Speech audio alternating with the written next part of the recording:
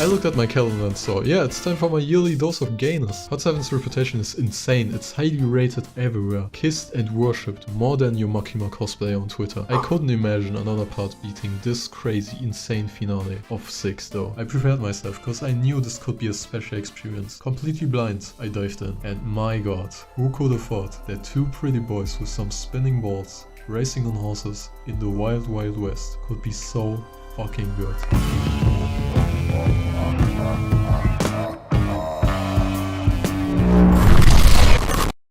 Part 7 Steelball Run follows our main character Johnny Joestar, not a normal Joestar protag, not only cause he is disabled, but also because he is an actual fucking asshole. Once high on his success as a jockey, pulling more bitches than some gacha basement weeps, regarded as genius and kinda rich, one day he makes a fatal mistake.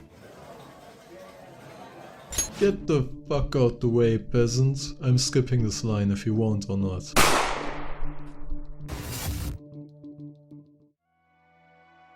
He lost everything. After a few years, with nothing left to pursue, passion and motivation gone, he decides to watch the beginning of the Steel Ball Run race. An horse race held in America, baby! Hell yeah, brother, let's fuck! Where jockeys all over the world start from San Diego and over the course of multiple months and 9 stages travel through the whole North America continent to New York, all eager for the $50 million prize pool.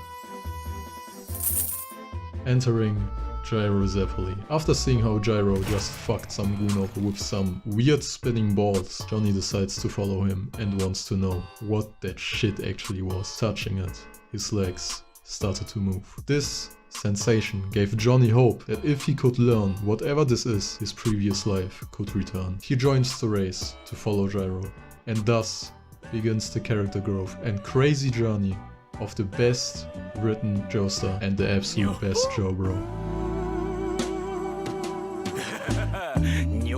Oh yeah, and spoilers, you should go read that shit, or touch some grass, get some bitches, or sub to my channel.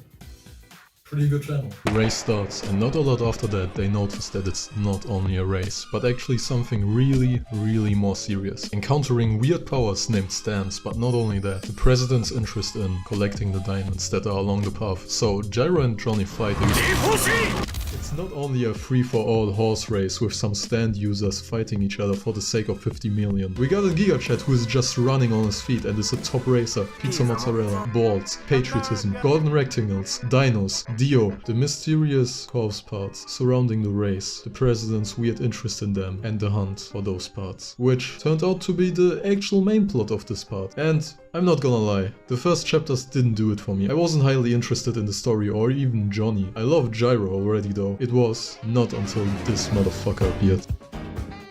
This fight to me is one of the greatest, coldest and coolest in the franchise. You have this awesome enemy and stand, Johnny fucking dies, and you witness the growth of Gyro. The standoff is so fucking badass too. From there on, I really began to enjoy the following chapters. We have the usual JoJo stuff, lots of 2000 IQ bullshit. For example, where Gyro needs to catch up to Dio. They both are already at max speed, so what does Gyro do? He literally wrings himself dry to lose water weight.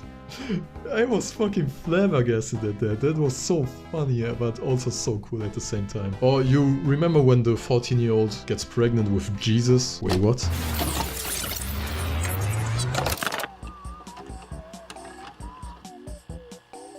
Even though it's so convoluted at times, it's still weirdly cohesive. Also, I wanna talk about this girl. Lucy Steele has to be the fucking MVP of this part. She went through hell, man. Manages to kill Dio. Goes against the president. Wait.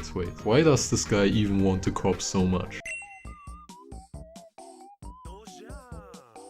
Taking the first napkin. The first one to take the napkin, and everyone else will follow your lead. Pick the left one, everyone else will pick the left. You yourself are setting the norm. Literal power and control. Who can possibly gain the respect of the whole world and decide what's the norm? It's literally Jesus fucking Christ. Araki has to be friends with Walter White, man. I don't know how he fucking writes this.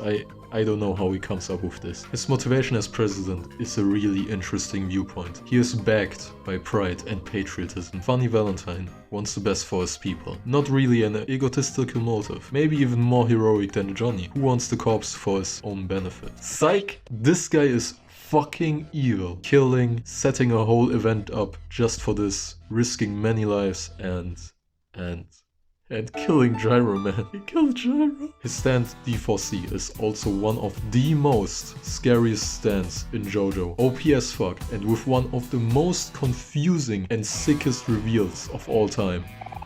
Johnny and Gyro follow Dio. For some reason, Weka People is there too. Everyone doesn't know that their actual foe is also walking there. Johnny sees Valentine right behind Gyro. Gyro not hearing it though, and bang, Johnny gets shot 3 times by Dio. Objection! Objection!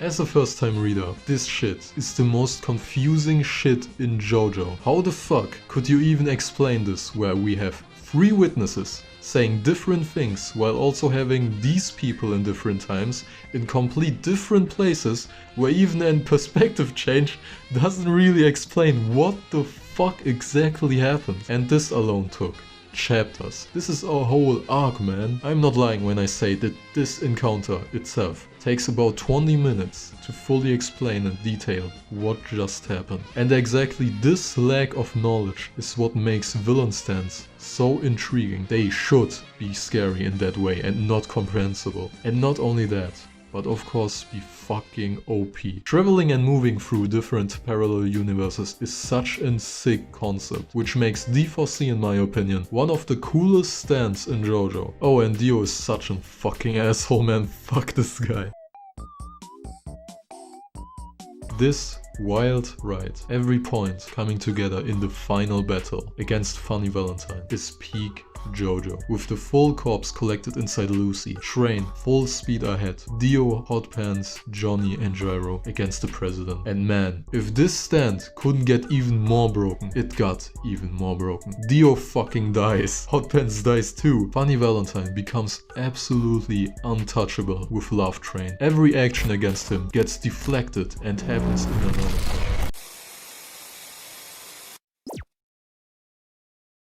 Anyways, Part 7 was fucking great, man. It was really fucking great. Don't forget to sub and like. Keep your head up.